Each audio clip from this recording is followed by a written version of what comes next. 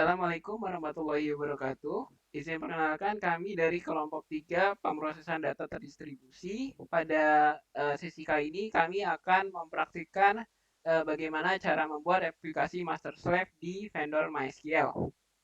Nah, sebelumnya perkenalkan dulu, nama saya Rifki Aliansyah. Di sini saya bersama rekan saya yakni Irfan Saputra dan Muhammad Hanif Pratama yang akan mempraktikkan pembuatan replikasi master slave di MySQL.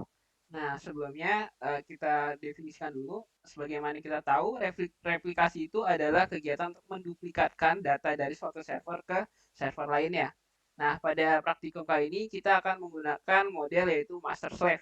Nah, apa sih maksud modelnya itu?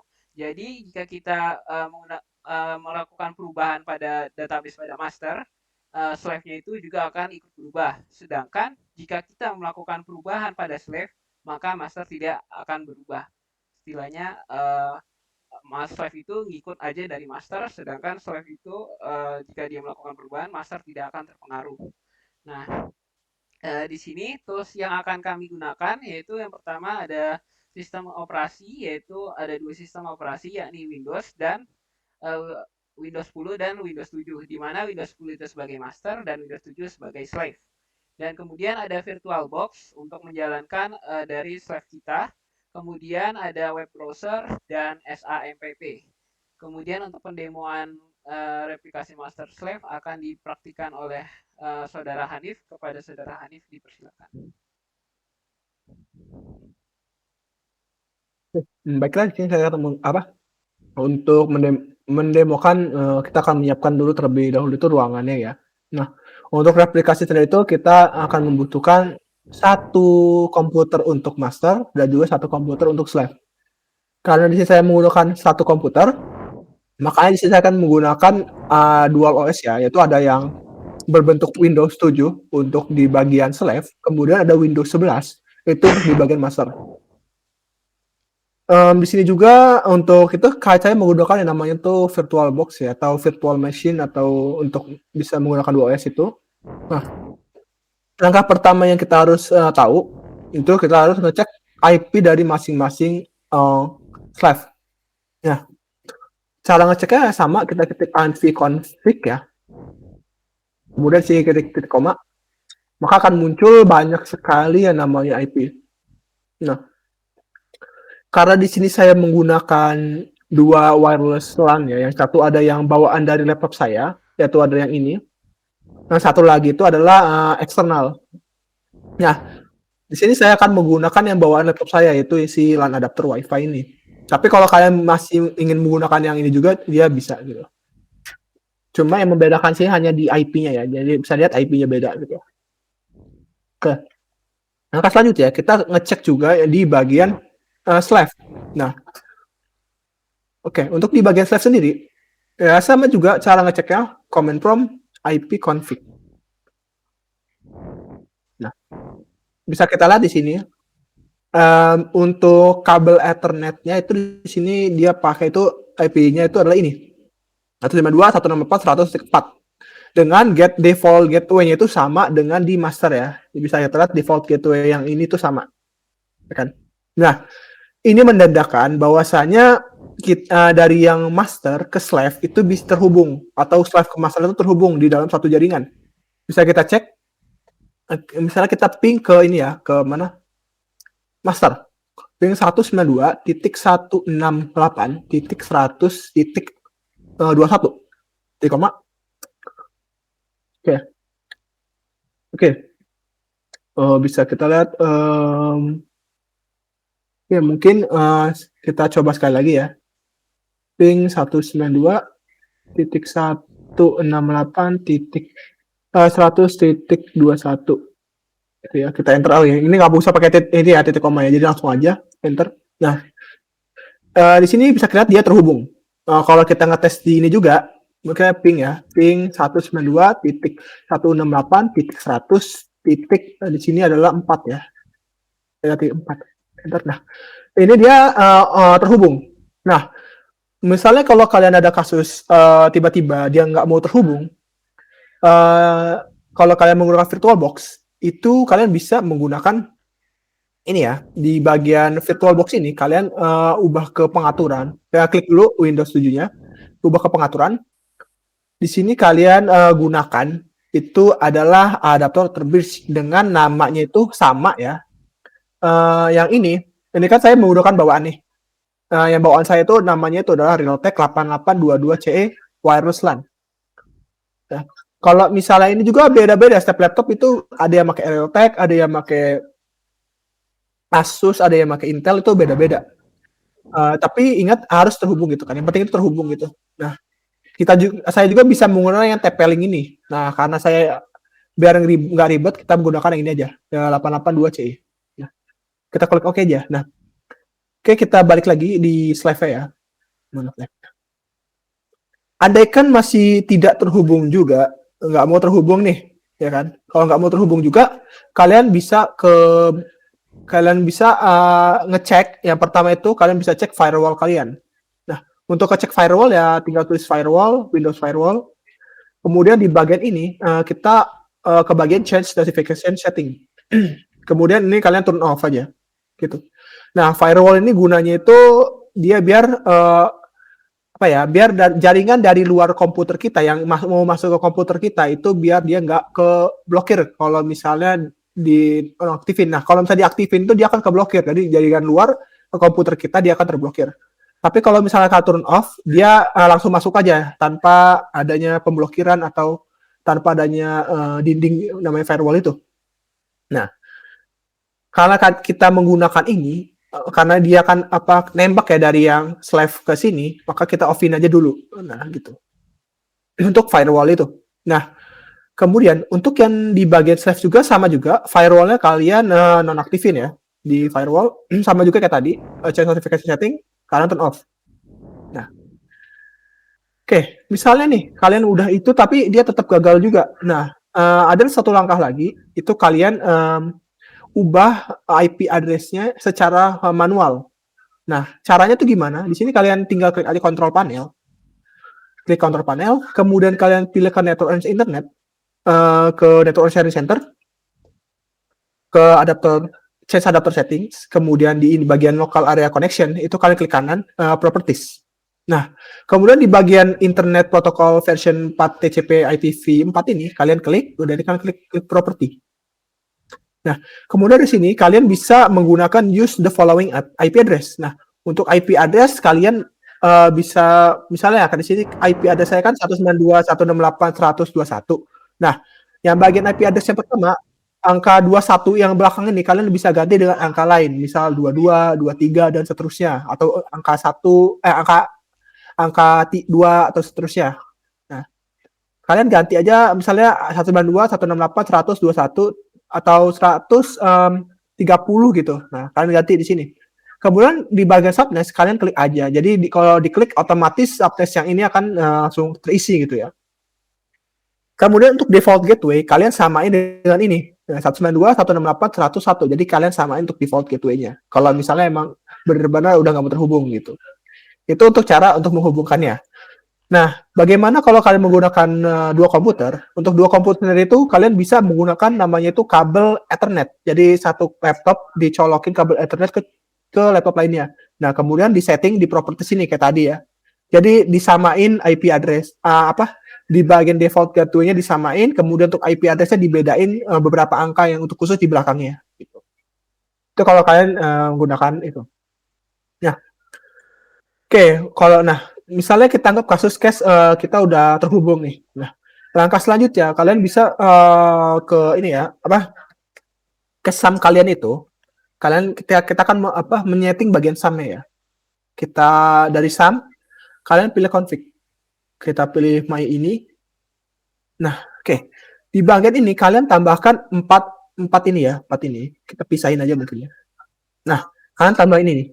Nah, apa sih gunanya keempat ini? Nah, untuk log bin sendiri ini digunakan untuk menentukan nama dasar yang digunakan untuk log biner gitu kan. Nah, untuk log biner kita nama dasar ini namanya nih MySQL bin. Disimpannya di log bin gitu. Kemudian untuk server ID, maksudnya server ID-nya apa? Nah, server ID ini digunakan untuk memberitahu apakah dia ini master, apakah dia ini slave. Nah, Untuk angka 1 itu berarti dia ini adalah slave. Dia ini adalah master.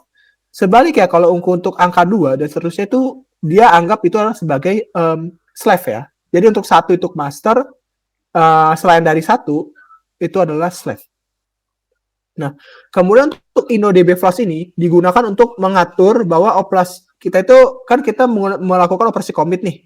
Nah, kita itu bisa memblokir commit tuh. Kita blokir commit, kemudian kita kasih tahu ke sistemnya kalau itu udah selesai gitu. Jadi intinya itu untuk kayak nge-refresh gitu untuk yang Flash ini.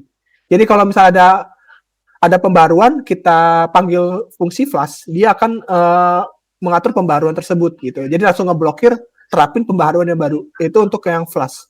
Kemudian namanya sin underscore binlock. Nah, sin underscore binlock ini digunakan untuk mengatur berapa sih commit si log binary itu untuk menyinkronkan dia ke disknya gitu. Jadi digunakan untuk menyinkronkan gitu. Nah, mungkin itu di bagian ini ya, di bagian master. Nah, bagaimana kalau di bagian kita save ya, kita mungkin udah save aja. Nah, di bagian ini kalian bisa kayak tadi ya, kalian bisa config. Nah, di bagian ini tuh kalian hanya ini mana ya? Nah, ini. Nah, di bagian ini kalian itu cuma pakai serve ini doang. Tadi kan kita pakai 4 tuh, login, sync, sama flash ya. Jadi kalau tapi untuk di bagian ini kalian gunakan server ID aja. Nah, karena di bagian slave kita menggunakan angka 2. Nah, gitu. Itu untuk bagian slave. Oke, mungkin untuk penyetingan awal seperti itu. Mungkin bisa saya kembalikan kepada Rifki untuk melakukan bagaimana sih cara replikanya gitu kan. Oke, Kepada Rifki dipersilahkan. oke, baik, Saudara Nif. Jadi langkah yang pertama kita lakukan yaitu kita membuka PowerShell atau terminal kita. Kemudian di sana kita mengetikkan MySQL min-u root min-p. Nah, tetap ini untuk membuka MySQL lewat terminal, tapi tidak semuanya bisa dibuka dengan seperti ini. Hanya laptop yang atau PC yang sudah MySQL bin itu sudah ditaruh di environment variable. Jika kita belum menaruhnya di environment variable, kita harus cd ke dalam MySQL. Nah, bisa diperlihatkan itunya nih environment variable ya.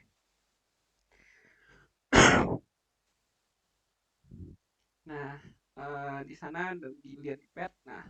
Nah, bisa terlihat di sana karena dia sudah ditaruh di environment variable, maka kita cukup mengetikkan MySQL min-u root min-p. Jika belum, kita harus cd ke dalam bin di dalam sum MySQL.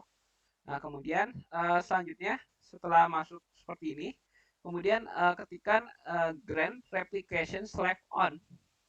Nah, ini itu grant replication ini artinya untuk memberikan izin untuk mereplikasi database kita kepada slave. Nah, di sana ada apa bintang titik bintang titik bukan sebelah kiri. Nah, bintang titik bintang. Nah, itu untuk memberikan izin akses ke database yang kita izinkan untuk replikasi. Dengan usernya, nah itu master, terus dipisahkan add. Nah, di sana ada tertera IP. IP itu adalah IP dari slave-nya, yang mana itu yang mau kita berikan izin untuk replikasi dengan di-identify by passwordnya, password dari usernya itu cuma password doang. Oke, bisa di enter. Nah, setelah muncul query oke, nah ini baru kita melakukan perintah, belum kita menerapkannya. Karena tadi disinggung Saudara Hanif, ada InnoDB Flash untuk menerapkan perintah yang kita lakukan. Di sana bisa dipanggil flash privilege. Privileges. Nah, di oke. Nah, setelah query oke, kita bisa lihat nih status masternya. Bisa diketik show master status. Oke. Nah, di show master status ini ada dua keterangan, di mana yang keterangan pertama ini adalah file, yaitu nama dari replikasi kita, yaitu MySQL strip bin dot nolnya ada berapa itu? Ada 5, belakangnya 4, dan posisi dari replikasi kita, yakni 1441. Nah, master status ini akan digunakan pada slave ya nanti kita ketika kita ingin change masternya to siapa gitu terus nanti master bin log file ini akan dipakai dengan log post ini jadi bisa terhubung the slave dengan masternya jadi mohon diingat di master status ini kemudian untuk penjelasan di slave-nya saya berikan kepada Irfan Saputra. Pada Irfan Saputra dipersilahkan. Oke, untuk di slave-nya sama seperti di masa tadi kita hubungkan dulu ke MySQL-nya dengan MySQL min u min root min p. Ya, setelah itu sebelum kita mengganti masternya, kita stop slave dulu. Ketik stop slave. Nah, barulah kita ubah change master to master underscore host sama dengan izin menambahkan sebentar di sini stop slave ini untuk menghentikan hubungan dengan master-master lainnya. Jadi kita harus memastikan dulu slave kita ini tidak terhubung dengan master lainnya dengan menghentikan stop slave. Kemudian bisa lanjutkan lagi, Irfan. Oke, terima kasih.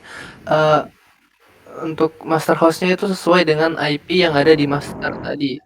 Yaitu 192.168.100.21. Ada petiknya. 192.21, koma. Selanjutnya kita mengganti master usernya menjadi master sesuai yang telah ditulis di komputer master tadi namanya sama dengan master user sama dengan ketik master huruf kecil koma setelah itu master password juga tadi adalah master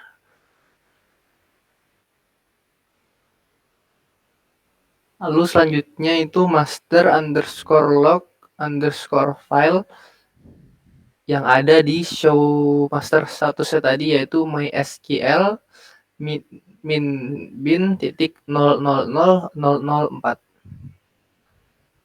5 kali 0 ya koma lalu master log post yaitu posisi dari masternya tadi yaitu 1441 nggak usah pakai petik langsung angkanya oke dah lalu kita mulai lagi slave-nya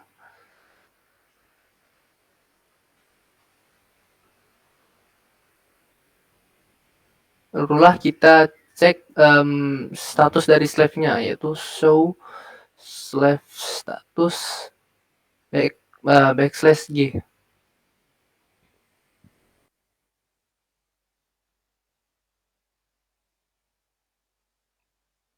Oke, itu udah connect. Untuk proses replikasi dari master ke slave-nya akan dilakukan oleh saudara Hanif, dipersilakan. Baik, saya sekalian menambahkan ya. Nah, misal kalian bagian slave ini, kalian itu ada di sini ada baca nih ya bagian last ya tadi ya. Nah nih di bagian IO pokoknya itu ada bagian namanya IO itu misalnya ada masalah tuh misalnya kayak slave-nya itu dia nggak mau kehubung karena bla bla bla gitu kan. Di bagian IO R0 ya, last IO R0 ini ada masalah seperti itu. Nah, cara untuk mengatasinya itu kalian tinggal di bagian ini, di bagian MariaDB ini, di bagian master kalian ketik aja namanya flash itu logs. Kalian klik aja. Nah, flash logs ini digunakan kalau misalnya itu tiba-tiba dia nggak mau terhubung di sini nih, karena ada banyaknya read itu kan, banyaknya data gitu kan. Nah, kemudian kalau kita klik ini, otomatis di bagian MySQL minus bin titik 0,004 ini dia akan berubah menjadi MySQL bin tetap kayak gini. Kemudian angka belakang ini akan ditambah 1 jadi 0,0005 gitu. Nah, kemudian positionnya juga akan berubah. Jadi kalau udah itu kalian bisa mengatur lagi kayak tadi. Tinggal kalian ganti di bagian ininya gitu. Kalau misalnya terdapat masalah mungkin si IO-nya itu last IO error, ada error gitu kan. Nah, itu kalau misalnya ini, karena di sini kita tidak ada kesalahan, masih waiting for master to send event, berarti tidak usah kalian pakai ini. Tapi kalau misalnya ada masalah, khususnya bagian IO, ada IO 13360 kalau nggak salah, itu harus kalian menggunakan ini biar bisa menggunakannya lagi. Jadi diulang gitu. Itu untuk masalahnya. Oke, mungkin untuk cara database ya, mungkin langsung aja ya. Di sini kan kita show dulu database-nya, databases. Nah, di sini ada beberapa database gitu kan. Nah, ingat di sini ada 8 row ya, 8 row, ada 8 ya. Nah, mungkin di sini kita akan membuat database ya, karena kata saudara Rifki tadi kalau misalnya kita buat di sini, otomatis ini akan terreplika. Mungkin kita akan tes sekarang gitu. Kita buat database ya, misal create database. Nah, create database namanya mungkin mahasiswa gitu ya, nggak mahasiswa, tapi mungkin Rumah sakit. rumah sakit ya, rumah sakit, rumah sakit gitu ya. Kita enter. Oke, ini kita udah buat nih di sini rumah sakit database-nya. Kita cek sini, kita show databases gitu. Kita enter. Nah, di sini muncul ada namanya rumah sakit. Row-nya nambahkan dari 8 menjadi 9. Nah, dia bertambah jadi ada rumah sakit. Nah, kita akan mencoba ya di rumah sakit ini kita masukin atribut dan mungkin beberapa value gitu kan. Nah, oke kita jajal. Oke, di sini kita masukin mungkin use ya, use dulu. Use rumah sakit ya. Rumah sakit. Nah, use rumah sakit ini digunakan untuk kita masuk ke database rumah sakit gitu kan. Oke, di sini kita mungkin kita apa ya? Kita buat create ya, create table. Itu mungkin nama table-nya mungkin saudara Riki bisa menambahkan Metadata mungkin. Metadata. Terus atributnya ada misalnya ID dari rumah sakitnya. Di rumah sakit di auto increment aja kok. Serah deh. Iya, ID aja. ID terus itu berapa? Tiga atau berapa? 3. Oke, koma. Terus namanya aja deh, nama rumah sakit. Nama aja kalau nggak usah panjang-panjang. Nanti nama Farchar 255. Nah, ya udah. Koma, oke. Ini primary key. Nah, Ya, adalah primary key. Nah, jadi ini untuk ini ya sama ya ID ya, nentuin ID-nya, nama Farchan dan sebagainya. Ini untuk primary key. Oke, mungkin kita enter aja ya. Oke, kita di sini kita mungkin cek ya. Mungkin ceknya itu adalah metadata ya, metadata. Ya ada ya, ini nama. Nah, coba kita cek di sini nih. Kita use dulu. Di situ use rumah sakit ya, rumah sakit. Oke, di sini mungkin kita pakai ya apa nih? Metadata. Oke, ada ya. Di sini ada nih. Sama nih. Oke, mungkin kita masukin value ya. Insert into metadata values. Mungkin ID-nya itu 1. Udah itu namanya itu adalah Abdul ya. Abdul Weloek. Rumah sakit umum daerah Dumulok. Oke, kita jajal, kita terima. Oke, dia udah masuk. Kalau isi kita panggil select from metadata. Jadi ada ya, masuk. Nah, coba kita cek di bagian ini. Oke, gini kita cek mungkin apa ya? RSUD lagi. Tadi apa?